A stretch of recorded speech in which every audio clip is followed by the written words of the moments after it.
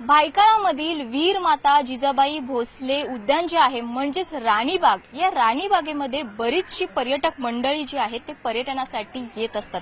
इथे आल्यावरती इथे जे प्राणी आहेत, पक्षी आहेत, त्यांच्या विविध ज्या प्रजाती आहेत त्या सर्व बघण्यासाठी, त्याच्यामधून काहीतरी बोध घेण्यासाठी, त्याच्यामधून काहीतरी ज्ञान प्राप्त करण्यासाठी इकडे जी मंडळी आहेत, जी पर्यटक आहेत ती येत असतात। मुंबईतून त्याचप्रमाणे देशभरातून अनेक ठिकाणाहून या ठिकाणी पर्यटक जे आहेत ती येत असतात। आता याच राणीबागेमध्ये सर्पनिवास देखील बांधलं जाणार आहे। या सर्पनिवासामध्ये एकूण 13 प्रजातींचे सर्प जे आहेत ते आपल्याला पाहायला मिळणार आहेत। हीच ती जागा आहे। याच ठिकाणी राणीबागेमध्ये सर्पनिवास जे आहे ते बांधण्यात येणार आहे।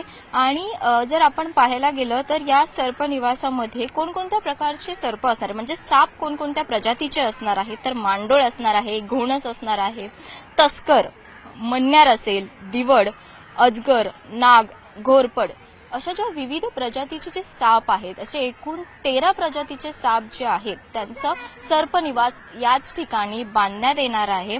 राणीबागेत जर आपण पाहिलं तर राणीची बाग ही एकूण 53 एकरमध्ये वसलेली आहे। त्यात प्राणी, पक्षी आणि दुर्मिळ झाडे देखील आहेत।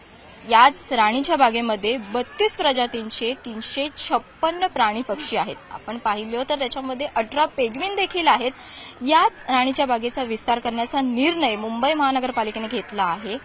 परंतु जर आपण पाहिलं तर त्या विस्ताराला पाहिजे तशी गती मिळत नाहीये। कुठेतरी काम जे आहे ते थांबलेलं पाहायला मिळतं। कुठेतरी निविदा ज्या आहेत त्या अजूनही काढल्या गेलेल्या नाहीयेत। त्यामुळे आपल्याला या गोष्टी दिसून येत आहेत। यामध्ये पालिकेने गेल्या अर्थसंकल्पामध्ये केलेली जी तरतूद आहे ती अद्यापही कागदावरच असल्याचं दिसून येत आहे। त्यामुळे जी ही निविदा प्रक्रिया जी आहे ती सुरू आहे। अन्य देखील गोष्टी आहेत या राणीबागेमध्ये येणार आहेत असं सांगण्यात आलेलं होतं। प्रकल्प जे आहेत ते येणार आहेत असं सांगण्यात आलेलं होतं, परंतु अद्यापही त्या गोष्टी बाकी आहेत, कारण निविदेचं काम आहे ते अजूनही कुठेतरी रखडलेलं पाहायला मिळत आहे।